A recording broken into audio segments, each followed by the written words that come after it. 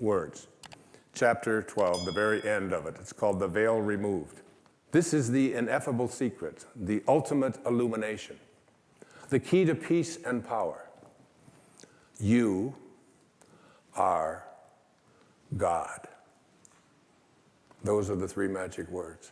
If you will accept this towering truth and dare to stand atop this magnificent pinnacle, universal consciousness will be revealed to you from within. God is there.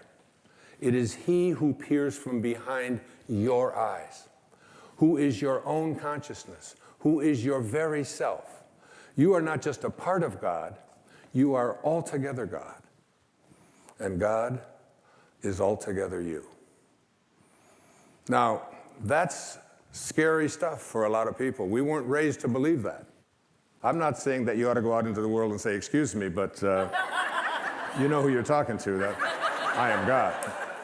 And the reason that we laugh is because we think of God as the God that we've created in our own image, the God of the ego, the God who's angry, the God who wants special favors, the God who has the ability to heal but withholds it. But there's another word that Jesus used in the New Testament, and this is the God I speak of, quoting him. God is love. And he that dwelleth in love dwelleth in me, and I in him. God is love, pure, unconditional, blissful, divine love. That's who you are. The second great teaching was a man named Neville Goddard, passed away in 1972, lectured over in California, particularly in the 40s and 50s and 60s. I read his book, The Power of Awareness, 7 times. I gave it to each one of my children at Christmas a couple of years ago, and they called me up and they said, Dad, it's great, but I don't understand it. It's a little heavy.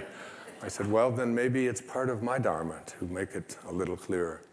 And chapter 27, the last chapter of his book, The Power of Awareness, it says this: in all of creation, in all of eternity, in all the realms of your infinite being, the most wonderful fact is that which is stressed in the first chapter of this book. You are God. You are the I am that I am. You are consciousness. You are the creator. This is the mystery. This is the great secret known by the seers and prophets and mystics throughout the ages.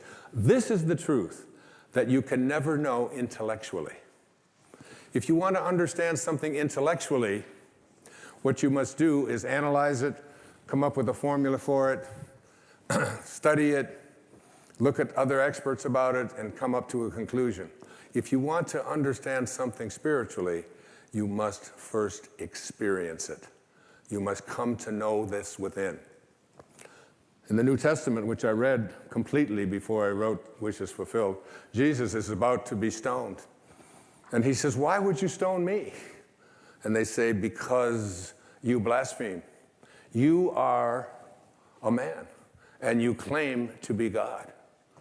And Jesus responds in his words, is it not written in your laws that I have said you are gods? All of you. We are all gods. We have within us, not the God that so often we are taught is outside of us, but the God that is love, the God that is perfect love, the soul that wants to expand because it is infinite and doesn't want to be restricted. And I came across some great teachings that were sent to me.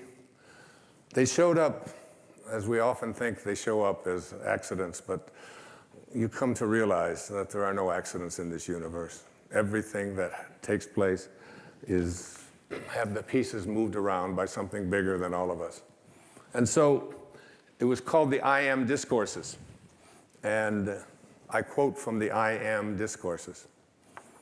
The first expression of every individual everywhere in the universe, either in spoken word, silent thought, or feeling, is I am, recognizing its own conquering divinity. The student, me, you, all of us, endeavoring to understand and apply these mighty yet simple laws, must stand guard more strictly over his thoughts and expression in words or otherwise. For every time you say, I am not, I cannot, I have not, you are, whether knowingly or unknowingly, throttling that great presence within you. These words, I am. I opened up this program with the words, I am well, I am perfect health. And where do you think they came from? What do these words, I am, mean? A very quick retracing of the story of Moses. Moses, this little baby who was born at a time when the Pharaoh had ordered all male children to be drowned in the Nile, and Moses' mother took his little baby, put him in a basket, and floated him down the Nile. Moses was discovered by the Pharaoh's daughter. The Pharaoh's daughter raised Moses as her own son and the Pharaoh's grandson. But along in his late teen years, he got into a conflict and ended up seeing one of the Israelite slaves being mistreated, and he ended up killing him. So Moses had to take off because he was afraid for his own life. And he went out into the Sinai, and there married Zipporah and had children and was out as a shepherd. And as the Torah tells us, as it says in Exodus, he comes across a burning bush one day that is not being consumed. And the bush speaks to him. And rather than even misquote this even a little, I brought from my hotel room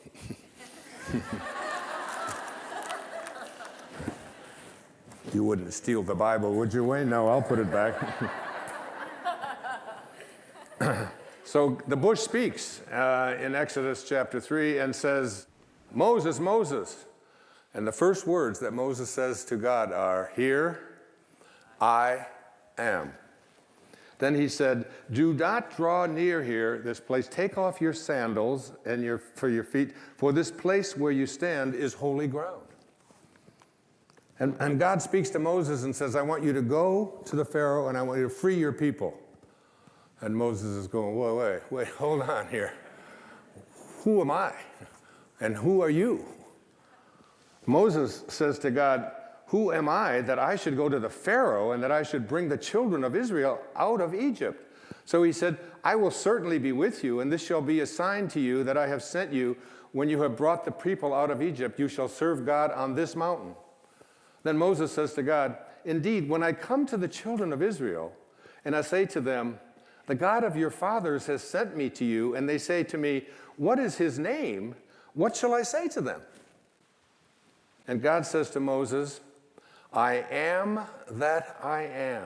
And he said, thus you shall say to the children of Israel, I am has sent me to you. This is my name forever, and this is my memorial to all generations.